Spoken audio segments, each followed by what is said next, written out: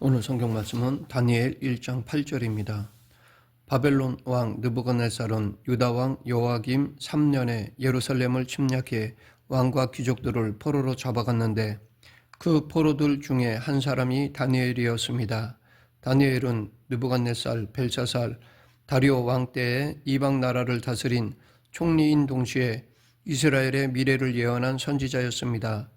다니엘은 이 모든 왕들을 거치면서 세상과 타협하지 않았습니다. 오직 하나님만을 의존하였습니다. 이 시간 그 하나하나의 사건을 살펴보겠습니다. 바벨론의 포로로 잡혀가 왕이 지정한 음식과 포도주를 먹으면서 3년간 학문과 언어를 배워야 했던 다니엘은 뜻을 정해 이방인의 음식과 포도주로 자기를 더럽히지 않겠다고 결단하였습니다. 사실 나라를 잃고 잡혀간 힘없는 다니엘이 바벨론 왕의 명령을 거부할 입장은 전혀 아니었습니다. 그런데도 다니엘은 최악의 상황에 낙심하지 않고 오히려 하나님에 대한 자신의 신앙을 지키려 하였습니다. 하나님은 당신을 섬기고자 세상과 타협하지 않으며 힘든 길을 걸어가는 다니엘을 그냥 내버려 두지 않으셨습니다. 초라한 포로 신분의 다니엘을 대제국의 총리로 만드셨습니다. 또 세상 나라에 대한 하나님의 섭리를 알려주셔서 선지자로서의 그의 삶을 빛나게 하셨습니다. 이렇게 죄악에 물든 세상에 살아가면서 신앙을 위해 내리는 결단이 우리 생을 위대한 길로 이끕니다. 이렇게 다니엘이 뜻을 정하기는 했지만 그 일은 왕명을 거스르는 일이었습니다. 강대한 바벨론 제국에 잡혀온 포로가 선택할 일이 아니었습니다. 그럼에도 그는 환관장에게 왕이 주는 음식을 먹지 않게 해달라고 용기를 내어 부탁하였습니다. 당연히 환관장은 그 제안을 거절했는데 왜냐하면 만약 다니엘이 고기, 포도주 등의 음식을 먹지 않아 얼굴이 초췌해지면 환관장이 자신이 위태로워지기 때문이었습니다. 그러나 다니엘은 포기하지 않고 열흘 동안 채식과 물을 주어 자기와 세 친구를 시험해 보라고 타협안을 제시하였습니다. 다니엘은 신앙으로 결단하고 뜻을 세워 밀고 나가면서 동시에 자신이 처한 상황을 고려해 최선의 방법을 강구하였습니다. 즉 환관장에게 간청하되 그가 받아들일 수 있는 조건을 제시한 것입니다. 다니엘은 세상과 타협하지 않으면서 세상을 이길 수 있는 지혜로 난간을 뚫고 나가는 신앙을 우리에게 가르쳐 줍니다. 어떤 성도는 하나님께 모든 것을 맡깁니다 라고 기도한 후 본인은 아무것도 하지 않습니다. 그러나 내가 해야 할 목, 하나님께서 맡기신 분량은 해야 합니다. 즉 내게 주어진 책임과 의무를 다해야 합니다. 높은 데서 뛰어내리면 천사가 받쳐주리라 믿는 것은 마귀가 시험하던 방식입니다. 스스로 아무것도 하지 않는 것은 결국 하나님을 신뢰하지 않는 것을 의미합니다. 다니엘의 요구를 들어주면 자신이 왕 앞에서 위태로워진다고 환관장이 거절할 때 다니엘은 포기하지 않고 이 일을 이룰 수 있는 방안을 제시하였습니다. 성도들 중에는 하나님의 일을 시도조차 안 하는 사람과 시도는 하지만 중간에 장벽이 있으면 포기하는 사람이 있습니다. 후자의 경우 할 만큼 했다라는 생각으로 위안을 얻고 끝내는데 이것은 무책임입니다. 결국 열흘이 지나 비교해보니 왕의 음식을 먹은 다른 소년들보다 다니엘과 세 친구의 얼굴이 더 윤택하고 좋았습니다. 하나님을 바라보는 자들은 수치를 당하지 않게 하신다라는 믿음이 우리에게 필요합니다. 하나님은 우리를 도우시는 분으로 당신을 의지하는 자에게는 은혜를 베풀어 주십니다. 느부갓네살은 심각한 꿈을 꾼 후 그 꿈 때문에 번민하여 잠을 이루지 못하였습니다. 그는 박수와 술객과 점쟁이와 갈대아 술사들을 불러 자기가 꾼 꿈을 마치고 해석까지 하되 만약 마치지 못하면 죽이겠다고 하였습니다. 갈대아 술사들은 꿈의 내용을 알려주면 해석하겠다고 했지만 왕은 시간을 지연하기 위한 핑계라고 진노하면서 지혜자들을 다 죽이라고 하였습니다. 사실 자기가 꾼 꿈을 밑도 끝도 없이 알아맞히라는 것은 억지입니다. 이때 다니엘은 지혜자들을 죽이러 나가는 왕의 군의대장에게 시간을 주면 왕께 그 해석을 알려드리겠다고 하며 일단 시간을 벌었습니다. 그리고는 즉시 세 친구에게 상황을 알리고 하나님께 기도하였습니다. 이 기도는 목숨을 건 기도였습니다.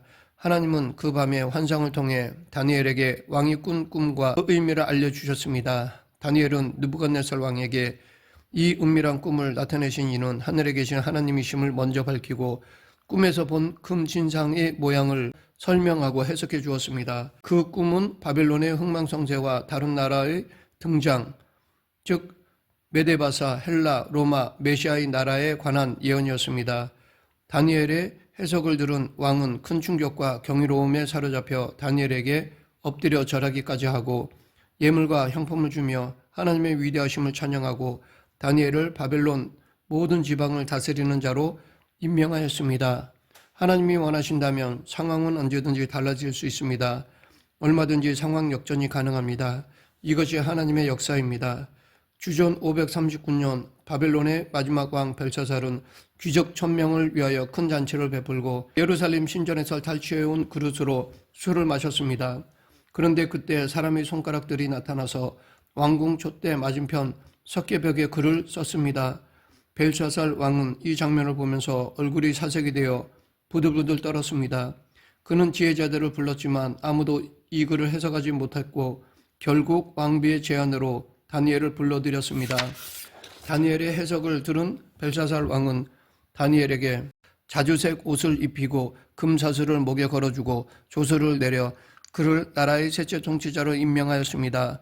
그날 밤 갈대아 왕 벨사살은 죽임을 당하고 메대 사람 다리오가 왕위에 올랐습니다.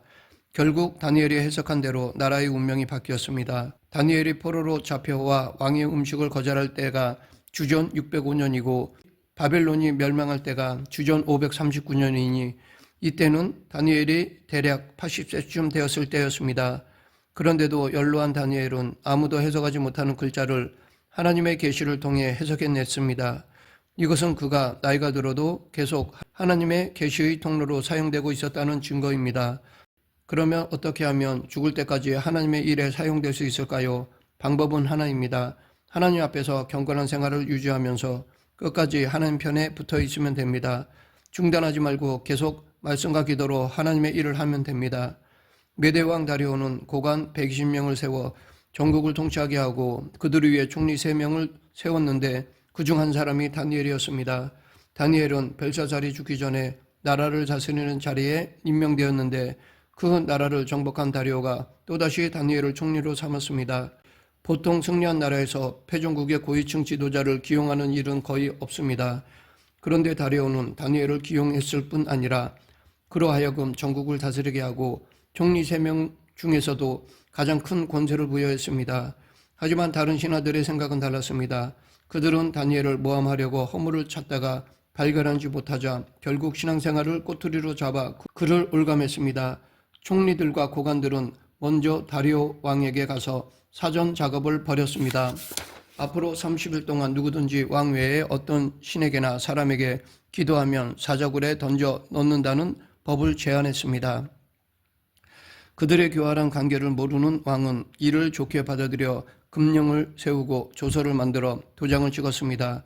그런데 다니엘은 매일 하루에 3번씩 하나님께 기도하던 사람이었기에 기도를 계속하면 사자굴에 떨어져 사자의 밥이 되어야 했습니다. 이 사실을 전해들었음에도 불구하고 다니엘은 집에 돌아가 윗방에 올라가서 늘 하던 대로 예루살렘으로 향한 창문을 열고 하루에 3번씩 무릎을 꿇고 기도하며 하나님께 감사하였습니다. 사실 다니엘은 자신과 적당히 타협하여 창문을 닫고 기도하거나 30일 동안만 장소로 옮겨 기도하거나 살기 위해 한 달만 잠시 기도를 멈추거나 아니면 속으로만 기도할 수 있었을 것입니다. 그러나 선택의 기로에 놓인 다니엘은 자신이 죽을지언정 하나님을 배반하지 않기로 결정하였습니다. 자세히 보면 이 싸움은 육신과 영 중 어느 쪽을 살릴지에 대한 문제였습니다. 만약 다니엘이 기도를 멈춘다면 육신은 살 수 있지만 대신 영은 죽을 것입니다. 기도는 영적 호흡이기 때문입니다. 여기서 다니엘은 세상에서 육신적으로 잘 사는 것보다 영이 살고 회복되는 것이 더 중요하다고 결단하였습니다. 다니엘은 목숨이 위험하다는 것을 알면서도 평소와 같이 기도했고 이 모습을 본 사람들은 왕에게 다니엘이 금령을 어겼다고 일러바쳤습니다. 신하들의 꼼수를 알게 된 왕은 어떻게든 다니엘을 살려보려고 했었지만 방법을 찾기에는 이미 늦었습니다. 할 수 없이 왕은 다니엘을 사자굴에 넣으라고 명령할 수밖에 없었습니다.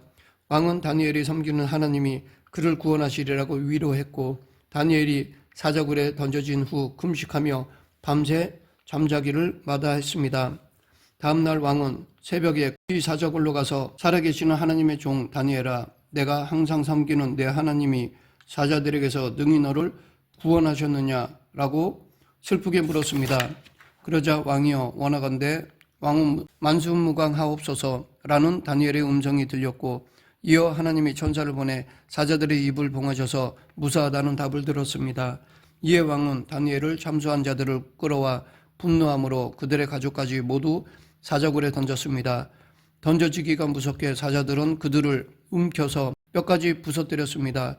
이것으로 알 수 있듯이 사자굴에 있던 사자들이 잠시 식욕이 없어서 다니엘을 잡아먹지 않은 것이 아니었음을 알 수 있습니다. 다니엘을 참수한 자들이 떨어졌을 때 뼈가 부서질 만큼 움켜쥐면서 그들을 잡아먹은 것을 보면 식욕이 왕성한 사자들이었음이 분명합니다.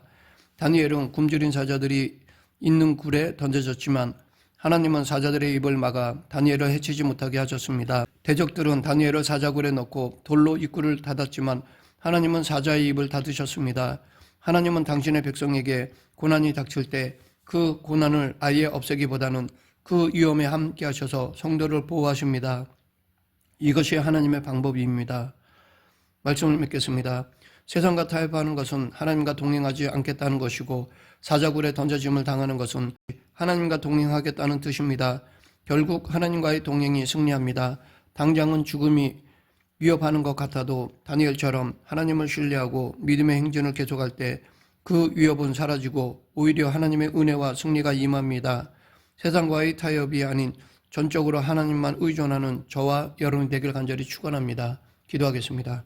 생사와 화복을 주관하시는 하나님 아버지, 지금 당장 눈에 보이는 핍박이나 고난에 무릎 꿇는 것이 아니라 믿음으로 하나님을 바라보는 저희 모두가 되게 하여 주시옵소서. 예수님 이름으로 기도드립니다. 아멘.